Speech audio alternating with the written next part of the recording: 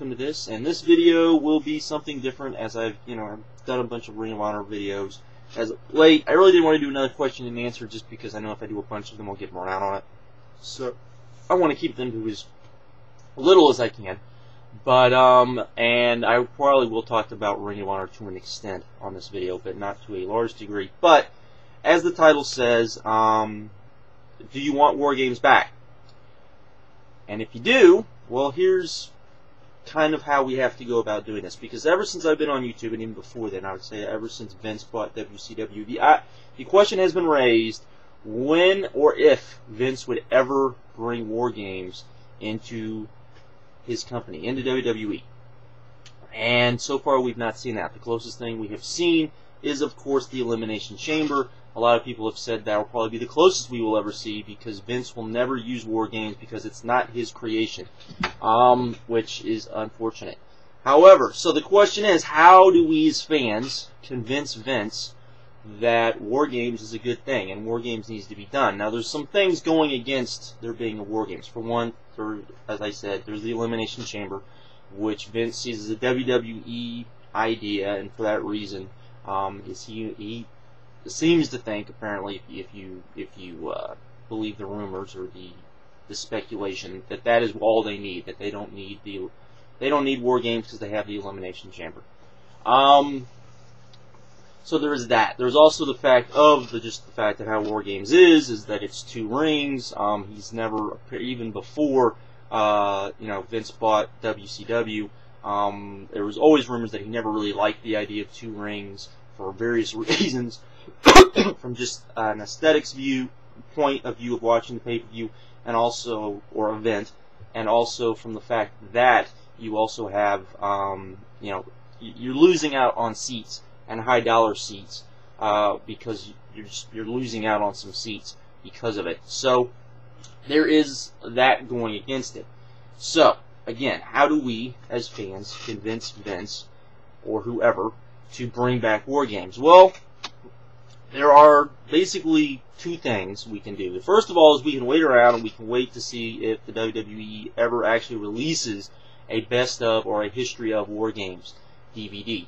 If they do, then you got to go out and everyone and their brother has got to buy it, much like they did the Rise and Fall of ECW, and then maybe the idea will get to their heads that, hey, people actually want to see these, particularly since there's pretty much a whole generation, I would say almost, of wrestling fans that have not ever seen, that they've seen them probably on tapes, but they've never, or DVD, but they've never seen, a good live War Games.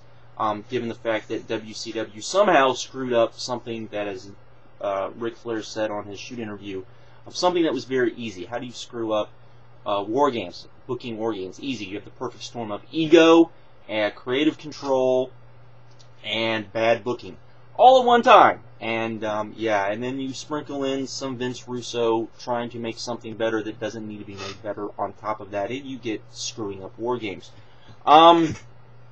So there's that, which I think is probably the most likely of the 2 scenarios. The other scenario is this, and this is going to be kind of woo for some people, but it's the truth. As most of you know, TNA does do their version of War Games, Lethal Lockdown. They do it every year at Lockdown, and it is one of the more popular events. Lockdown is one of their bigger events. Most people consider that their most favorite event that TNA puts on. I would be in that category. I know most people, I believe, that I have ever talked to believe in that. So there is that. And they announced that it was going to be in Philadelphia. So it falls on Philadelphia. If this were to work, and this is just an idea to throw out there to the internet wrestling community, I doubt it will get any legs, but it's just an idea, that basically it falls upon Philadelphia, of all places, to have the biggest pay-per-view show that TNA has ever done. I'm not going to say a sellout, because I think getting 10,000 people to go to TNA is probably asking a bit much, but it would be nice to see 8,000, 9,000 maybe, if it was at all possible, particularly since it is on the East Coast. A lot of people can travel to it. that sort of thing, and basically let your voices be heard with money, much the same way with a DVD. Now, with Vince, now it wouldn't just be that, it would also be the rest of us not in Philly or around Philly or able to go to the show, also buying the pay-per-view. Not say watching streams, not waiting to download it, actually spending your money and buying the pay-per-view and it doing, you know, the best buy rate that TNA has ever done. Maybe then, Vince would take notice, along with the fact that if I'm correct, and I don't think they've actually said what kind of match it's going to be, but it looks like it's going to be this. The next pay-per-view taping, which will be in Chicago for Ring of Honor, they are going to have some sort of steel cage warfare type match. It looks like it's going to be a War Games type match. I don't think they've exactly explained yet what it's going to be. I could be wrong on that, and I'm sure if I am, someone will notify everyone how I'm wrong about it. But if that is the case, I would hope, and I'm pretty sure, I think that they'll probably get a pretty good crowd in Chicago. They usually do. And the last, we saw the last pay-per-view there, and the last pay-per-view was good, as opposed to the message boards on Ring of Honor, who pretty much shat upon it as soon as the event was over and said that, the only reason to watch the pay-per-view was the non-pay-per-view match of Tyler Black and Samoa Joe, and we all saw how untrue that was.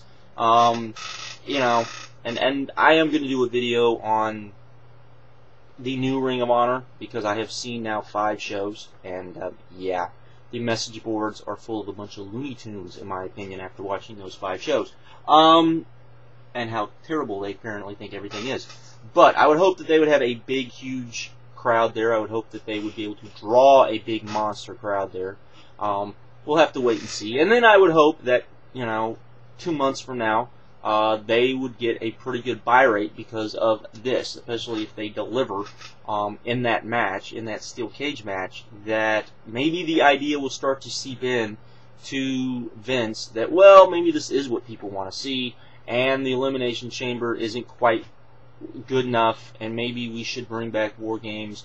There's enough people in the WWE that would like to bring it back. There's always stories about that. Triple H is one of them. He truly wants to be in a War Games match, given the fact that he's such a Horseman mark and he's such a big fan and idolizes Ric Flair so much that he would love to be in one of those matches, and he's not been able to. So, there are people in the company that if they were just given some, I think, ammunition to go to Vince and say, hey, we need to do one of these matches, look, this is what people want to see, I think that we would be able to see it. That's a big if, but like I said, I think it's a possibility, and I think that that's basically what people would have to do, which is easier said than done. I'm sure some people say, well, we could do a petition. Petitions aren't going to do any good, particularly online petitions that are going to get maybe 250,000 people, wrestling fans on the internet to actually sign them, unless something truly whacked out happened to get a bunch of people to sign them.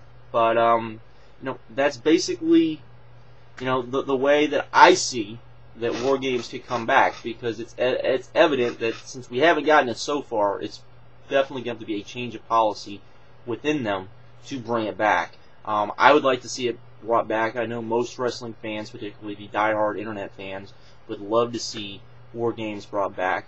And I know a lot of old-time fans would like to see War Games brought back too. I mean, there's a reason why that match is romanticized and remembered so well, because up until probably, I would say, the 3rd year of the NWO, War Games was always awesome. It was always, everyone always looked good to War Games because they always knew that match was going to be awesome. I mean, that's the one, gimmick match, which is always like, which is the better gimmick match? Is it the Royal Rumble? Is it War Games? Which one is better? And I think that that's a testament to the fact of how good that match can be. Does it have to be booked right? Yes, but Royal Rumble has to be booked right as well.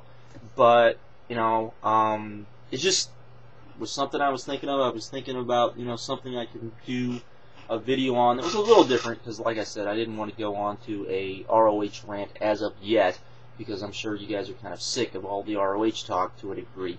But just an idea, just something to throw out there, just something to maybe, people can brainstorm about. But if people truly want War Games brought back, it's going to have to be something like that, to where there's going to have to be something happen to where, you give ammunition to the people within the WWE that want to bring War Games back to be able to go to Vince and say, look, we need to do this. Look, this is what the fans want to see.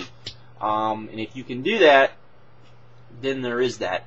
Like I said, I think the biggest possibility would be if they released some sort of War Games DVD and it sold like mad.